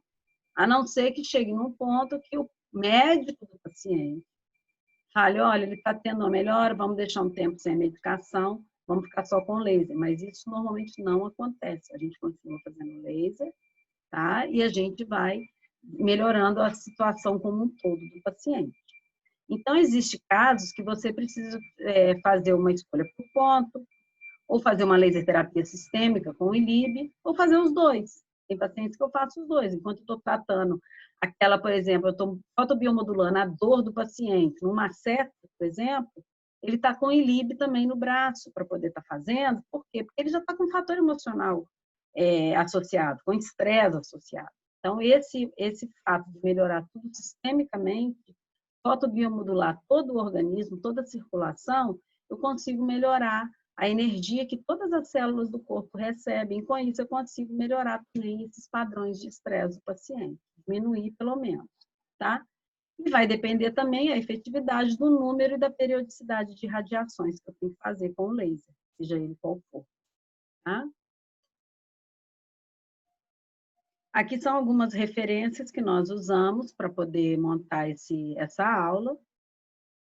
Aqui é a nossa clínica, né? A Clínica Riva, onde a gente trabalha com uma equipe lá multidisciplinar. A gente até faz algumas atuações a nível médico com assessoramento do Dr. Júlio, que é cirurgião plástico também. Então, a gente faz recuperação de ferida pós-cirúrgica. Eu vou assessorando outros profissionais para poder fazer, né? A gente também tem nós somos 7 especialistas lá trabalhando nas diversas áreas. Quase todos os especialistas têm habilitação em laser, então cada um na sua especialidade faz uso do laser também, seja de baixa ou de alta intensidade. A gente tem a Riva Kids, porque a minha parte é odontopediatria, então a gente tem um público de odontopediatria bem interessante. Nós temos a Riva Treinamentos e Cursos, e agora a gente está junto com o Marcelo também, no Instituto, né, para poder começar esses cursos pequenos, que a gente vai começar de laser, tá? E nós temos aqui, eu coloquei aqui a Riva, tudo nosso lá é com R. A gente trabalha com os. Agora são 4 R's, eram 3 R's, agora são 4, que é a nossa parte também de jalecos que nós vamos lançar no mercado agora, tá? Que é os jalecos Rubi e os uniformes para a área de saúde em geral. Aqui eu coloquei a MMO, que é normalmente os aparelhos que a gente trabalha, que a gente tem uma vivência, não falando que eles são melhores que outras marcas, mas é o aparelho que a gente tem vivência, é o aparelho que a gente tem, quando a gente dá os cursos lá, que a gente usa na clínica, então é um aparelho que a gente já está acostumado a usar. Mas se alguém que está assistindo a live ou alguma coisa, alguém comenta, não, eu tenho um aparelho da DMC, ele é ruim? Não. Você tem que trabalhar com um aparelho que você conhece. E os da MMO são os que a gente conhece. Eu já fui à fábrica, eu já vi a parte de produção, a gente participa, né, da parte científica deles também. As pesquisas, tanto da MMO quanto da DMC, são todas feitas dentro de laboratórios de física da USP. Então, não é pouca coisa. A gente está muito à frente de outras regiões do mundo com relação à laser terapia. As pesquisas são muito sérias e muito profundas na USP, tá? Às vezes a gente não tem tanta tecnologia, mas pesquisa e conhecimento de reações que o laser pode dar a nível de organismo, a gente tem. Tá? A Morpheus é um injetor sem dor, que a gente trabalha também na clínica. O meu contato está aqui, o meu e-mail, o meu WhatsApp e o Instagram, quem quiser seguir, quiser tirar dúvida, quiser perguntar alguma coisa a respeito dos cursos, que a gente vai começar a ministrar, e também quem já tem o contato do Instituto, Marcelo depois passa aí para vocês também o contato do Instituto, para a gente poder fazer essa conversa, né? Essa interação para poder estar sempre em contato, porque um vai aprendendo com o outro, tá? Aqui é o meu quintal, que eu sempre faço questão de colocar, que é o quintal da minha casa, e que se Deus quiser, eu nunca vou precisar de abrir mão dele, que é difícil alguém que tem um quintal tão sensacional como o meu. O Marcelo sabe bem o que é isso, porque ele também tem. Mas é realmente um quintal sensacional. E qualquer lugar que eu vou, eu gosto de fazer, de gastar um pouquinho mostrando esse quintal sensacional que a gente tem. E vou falar a verdade, a gente tem muito aqui no Espírito Santo. É difícil um lugar que tem um quintal tão bonito igual esse. Tá? Eu espero que vocês tenham aproveitado um pouquinho. Às vezes eu falo rápido demais, mas é porque é conhecimento demais. A última live que eu dei para o pessoal lá do Chile, a live era para ser 40 minutos, nós ficamos 2 horas e 40. Então, desculpa se eu tiver falado muito rápido, tá? Eu espero que quem tenha assistido tenha aproveitado. Eu falo que eu nunca importo com a quantidade de pessoas que estão assistindo, eu importo com as pessoas que estão assistindo. Sejam elas 5, sejam elas 10, sejam elas 300 pessoas. Mas eu sei que quem está assistindo é porque estava interessado em aprender um pouquinho. Eu espero que eu tenha passado alguma informação interessante para vocês. E pode contar com a gente, com o Marcelo, com a Riva, no que vocês precisarem. Tá bom? Pode falar, Marcelo, a voz é sua. Obrigado. Em primeiro lugar, te agradecer, né? Eu tive elogios seus aqui no chat, depois você pode entrar aí e ver. Teve elogios com relação a você aqui no meu celular, inbox. Eu acho que o povo assim fica meio com medo, sabe, Lara, de falar, né? Eu falei assim, gente, quando terminar a aula, eu abro para vocês lá o espaço, vocês falam. Aí, falar assim, nós somos professores há 2 décadas praticamente, a gente tem mais, né, desenvoltura, facilidade. Se a gente não souber falar, a gente não pode ser professor, né? Tava fome. Legal, tá? Teve um elogio muito bacana para você no meu celular, aqui no chat, depois você clica no site para você ver, tá? Teve gente de Minas vendo, teve gente daqui vendo. Então, gente, na verdade, o que eu queria falar para você é o seguinte, nós já tivemos 2 reuniões, uma presencial, outra, né? Virtual. Sexta, agora nós vamos ter uma Lara, nós vamos definir uns cursos, o que nós estamos organizando, porque esse assunto é tão extenso, é tanta coisa boa, né? Vai do dentista, do médico, do enfermeiro, do fisioterapeuta, então é tanto assunto que nós estamos querendo fazer uma coisa assim que fique de uma forma organizada para a pessoa que for lá acessar o link do Instituto para saber o curso, o que vai fazer, quantos módulos que é interessante fazer, se é interessante fazer todos, só metade. Então, nós estamos criando um esquema, lógico, gente, julho, agosto, né? Nada agora, porque nós vamos esperar passar essa fase aí, mas deixar uma coisa aí legal para vocês É, e hoje e a feliz, mini colega. e a mini residência em DTM também, né? Que nós estamos mais para frente de lançar para Exatamente. poder, que aí vai ter tem uma parte também de laser dentro dessa mini residência. E é um assunto já para uma próxima live, né, minha amiga? Né? Então, nós já É, vamos, daqui a 2 semanas, uma live da Lara, agora falando de DTM e alguma coisa de laser terapia ligada a DTM. Então, gente, o que eu quero falar para vocês é o seguinte: nós vamos estar lançando os cursos com a Lara a partir de agosto. Eu devo fechar já com o pessoal do TI, dos técnicos de informática, passar o link bonitinho para mim poder passar para vocês. Vocês vão clicar no link, lá vai estar todo o assunto, que dia que vai ser, como vai ser, forma de pagamento. Então, assim, uma coisa mínimo estressante possível para vocês entenderem. E quando for tirar alguma dúvida comigo ou com a Lara, seria tipo assim, uma dúvida de aula mesmo, de localização, umas coisas para deixar isso. bem E bonito. só fazendo uma observação, que eu não sou essa pessoa que sabe tudo, não. Então, a gente não sou eu sozinha que vou dar o curso, tá, gente? Nós vamos ter a participação do doutor Rodrigo Gavina, que é parceiro meu lá na Riva. A doutora Catarina também, ela vai dar a parte de clareamento dental. Então, assim, nós vamos fazer uma coisa bem direcionada, vamos buscar outros profissionais também, se for o caso, porque eu acho que conhecimento é um campo tão vasto, tão maravilhoso, que a gente não pode achar que a gente sabe tudo. Então, a gente tem que sempre estar buscando outros profissionais para a gente trocar informação, para a gente ter outras visões, né? Porque o que é a gente falar? A gente tem, às vezes, uma forma de trabalho, mas, às vezes, a forma de trabalho do outro profissional também dá resultado. Então, a gente precisa de ter visões diferentes, às vezes, sobre os assuntos. Para poder se É ficar isso uma aí. coisa, além de democrática, ficar uma coisa prazerosa e ficar uma coisa que realmente vai ter um salto positivo, que é o conhecimento, no final. Ótimo, Lara. E eu estou gostando de ver a movimentação do pessoal. Hoje mesmo eu conversei com 2 amigos meus que formaram comigo lá, né, anos atrás, Uhum. falando dessa iniciativa nova e passando pelo que eles viram de você hoje, né? Falando assim da forma legal que você conduziu aí, que você fala, né? Essa facilidade. Então, a turma, assim, elogiando tanto os Ai, convidados, né? Como eu falo também muito, a né? nossa. Pagasse para eu É, falar, se pagasse nós, minha para filha, eu falar, eu estava deixamos aqui. devendo 6 vidas já. Lara, toda live minha de 1 hora virou 2 horas, 2 horas e meia. Só É. que a live mesmo, que é o que a Lara fez hoje, gente, foi o dentro do nosso combinado, né, Lara? 1 horinha, 1 hora e Uhum. pouco. Eu montei uma coisa dentro do combinado e o seguinte, eu sei que às vezes a pessoa ela vê um assunto, ela vem assistir porque ela acha que a gente vai dar as receitas, vai dar os protocolos, vai dar a forma de trabalho. Eu não posso passar protocolo para quem ainda não faz laser terapia, né? Porque quem Sei. já faz, quem já é habilitado em laser terapia, quem já tem um conhecimento, que seja pelo menos assim para um clareamento ou para tirar uma dor, para alguma coisa, ele já tem o protocolo dele.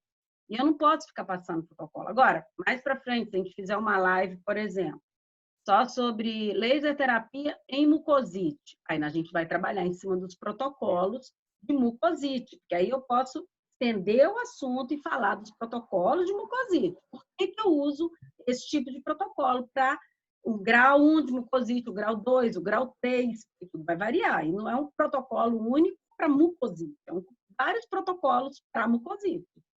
Da mesma forma, depois que a gente fizer a live para DTM, né, laser terapia em DTM, eu tenho vários protocolos.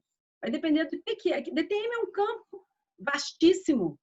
Como que eu vou falar um protocolo? Ah, você vai tratar DTM, você vai pegar 2 joules, vai colocar no ponto e vai colocar, não adianta. Eu não posso passar uma coisa que não vai ter efetividade para o paciente, de quem está assistindo a minha live. Eu tenho que ser fiel e eu tenho que respaldar o que eu estou falando. Porque se eu falar uma coisa aqui, se o aluno for lá e a pessoa que está assistindo for lá e usar no paciente, tem que dar certo. Eu não posso dar uma receita de bolo. Não é como a gente, por exemplo, quando você faz uma live sobre preparo para lente de contato dental, é diferente, porque é uma técnica que já é bem direcionada. Agora, quando eu estou trabalhando com modulação, com metabolismo celular, eu não tenho como passar uma receita de bolo. Eu vou estar trabalhando com dose. Eu jogo uma dose baixa demais para um paciente que precisa de uma dose maior. joga uma dose grande demais para um paciente que não precisava daquele tanto de energia, ele pode ter a mesma lesão que eu vou estar causando respostas diferentes. Tá? Então, é por isso, gente, às vezes a pessoa pode assistir e ficar um pouco frustrada, né? Mas eu realmente não posso passar. Não é porque eu estou segurando terapia por causa de nada disso. Tanto é que, como o Marcelo falou, o assunto de laser terapia ele é tão extenso que a gente está se desdobrando para esmiuçar cada vez mais o assunto para poder, quem quiser, sair dali seguro para chegar no consultório e saber que ele vai poder aplicar o laser. Tá? Eu para te falar a verdade, eu estou aprendendo com você também, que eu não tinha essa ideia de laser, como é que é. Então, para o pessoal ter uma ideia, nós vamos ter um módulo até para enfermeiro, né? Nós vamos Sim, ter sim. todo tipo de coisa, se Deus quiser fazer uma coisa bem organizada. E nós dois, que se eu conheço muito bem, que a gente adora encontrar, né, lá, nós estamos com saudade das aulas presenciais, né? Que você pode Com certeza. explicar, pegar na mão e mostrar como é que é. A Não, Catarina que falou que quando passar essa pandemia, essa confusão toda, que ela vai fazer a festa do abraço. pois é isso Vai aí. abraçar todo mundo, porque nós duas estamos sofrendo ali na clínica. A gente é sinestésica demais, quer abraçar, quer beijar o paciente, ou então que atendo crianças, as crianças ficam olhando para mim, esperando eu ir abraçar e eu não vou. Está sofrido, mas vai passar. Perfeito. Ô, gente, então, ó, todas as novidades estão no meu celular, para quem não tem, meus colegas têm, pelo Instagram. Tchau, Betânia. Pelo Instagram do Instituto, Instagram da doutora Lara e pelo meu Instagram, professor Marcelo Godinho, tá? Deixa eu liberar o áudio do pessoal aqui, que às vezes alguém quer falar Alguém quer alguma perguntar coisa. alguma coisa, tá? Fique à vontade. E muito obrigado, viu, Lara? Mais uma vez, viu? Você sempre, quando eu te chamo, você sempre é muito solícita. Viu? Muito Onde que eu obrigado. libero o áudio aqui mesmo? Agora você desmute, ó, você clica lá nos participantes, né? Participantes. É. Ô, gente, o áudio agora tá liberado, tá? Se alguém quiser falar alguma coisa. Betânia tá louca para falar, conheço, olha lá, andando igual uma doida. Toda live ela tá pela casa, é mamadeira, é menino, nossa. Não fala não, é gato, é cachorro latino, eu nunca posso ter meu áudio liberado, não, meu filho. É menino fazendo alguma coisa, eu gritando com ele. Você Verdade, já me conhece, Betânia. Eu espero que você tenha gostado, que tenha conseguido entender. Adorei. E assim, a minha intenção é aprofundar, entendeu? Igual Marcelo já me falou já algumas coisas, e eu tenho muito interesse. Inclusive, para vocês que fazem orto, existem alguns protocolos para otimizar a movimentação ortodôntica com a laser terapia. Você acelera a movimentação do dente, principalmente às vezes em distalização de premolar, tudo você consegue acelerar. E acelera assim num tempo que é muito bom para o ortodontista, porque você começa, a gente sabe que a movimentação ortodôntica ela coloca em xeque a raiz, né? E coloca em xeque também o osso. Então, você fazendo num tempo menor, com a mesma carga que você teria que usar num tempo maior, você acaba protegendo ainda mais a região da raiz e do osso do paciente, com a movimentação ortodôntica. Tá? Então, assim, é um campo vastíssimo também. Bacana. Mas aí, muito interessante. Muito obrigada por quem participou. Adorei. Depois eu estou à disposição. Tá bom? Tá bom, obrigada. Pego com o Marcelo. Tá legal, gente? Boa noite para vocês. Muito obrigada. Tá? Beijo, boa noite. Beijo, boa Tchau. Tchau. Tem que desligar aí, viu, Lara? Que eu sei que comanda essa reunião. Tá, Jorge. Acho que ninguém queria perguntar mais nada, não, né? Acho que não. Ô, doutor, boa noite. Boa noite. Lara, boa noite, doutor Marcelo Godinho, a qual sou um velho conhecido, amigo e grande fã. E o Marcelo hoje colocou no nosso grupo lá o vídeo para a aula da doutora Lara aí. Eu achei o tema bastante interessante e vi grande parte aí. E fiz até algumas colocações, que é uma área, eu sou também ortodontista, sou implantodontista e gosto um pouco de cirurgia, né? Oral menor, terceiro molar, pequenas cirurgias. Mas sou, assim, totalmente leigo, não conheço nada da laser terapia e o tema para mim é bastante interessante. O Marcelo ficou de vir passar alguns contatos aí das futuras aulas aí que se vão montar no Instituto. Eu tenho bastante interesse, até porque eu queria saber como que seriam, né, os investimentos, o que a doutora sugere para iniciar pequenas cirurgias até em recuperação ou tratamento aí de pequenas lesões. Mas eu gostaria muito de conhecer a área. Então, queria só dizer que foi muito boa, excelente a sua aula. Gostei muito demais. obrigada. Eu te parabenizei através do Marcelo Godinho. E, se Deus quiser, nós estaremos presentes aí Vamos sim, assim a gente vai ter muita coisa. terminar a quarentena aí. O doutor Rodrigo, que é meu parceiro lá na Riva, ele é bucomaxilo, ele tem um conhecimento muito grande na parte de enxerto, de abertura perimplantar, tudo isso com laser, entendeu? Usando todo o recurso que a gente tem, tanto dos autólogos quanto da associação com a laser terapia. E a gente tem respostas assim magníficas lá. Tá? Ótimo. Mas vamos contar com sua presença. Nunca é demais, né? Obrigado, não, conhecimento. Boa noite a todos. Eu falo que o dia que a gente souber tudo, a gente pode morrer. Eu, como quero morrer depois do 100, então eu não sei nada ainda. Ainda tenho que aprender muito. Tá certo. Tá bom? Meu Ramon, um abraço, querido. Tudo de bom, viu? Valeu, um grande abraço. Ô, Marcelo, tô esperando o convite para conhecer o quintal, viu? Ah, tá. Esse quintal, Marcelo, faz inveja, né? Morar onde o pessoal passa as férias é triste. Valeu, gente. Eu sou de Minas Gerais. Eu sou de Minas Gerais, então eu costumo mandar no grupo meu da faculdade, onde eu estudei na Federal de Juiz de Fora, coloco as frases assim, tiro uma foto lá na praia e coloco assim: eu moro onde você passa as férias.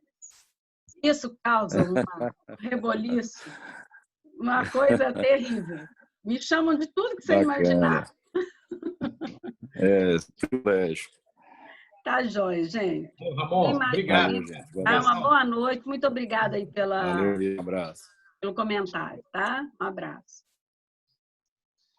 Agora você que fecha, viu, a reunião. Tá jóia, Marcelo. Um abraço, querida. Obrigado, viu? Tá bom. Espero que o pessoal tenha entendido. Tá?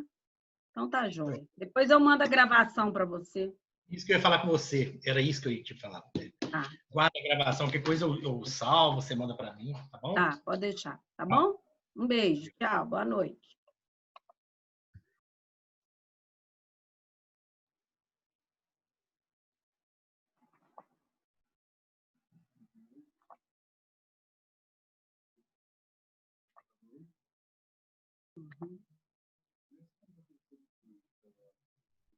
É no armário.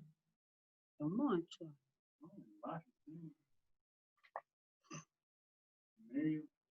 Hein? Lucas, depois eu vou lá. Espera só um pouquinho. Espera só um pouquinho. O que é que não funciona? Ah, estava lá embaixo? Amanhã eu vou lá, olho lá. Qual loja está aberta? Pode falar? Ô, Lucas, dá para você esperar só um pouquinho, terminar aqui? Aí eu já vou te falar. Estou ocupada, eu estou trabalhando.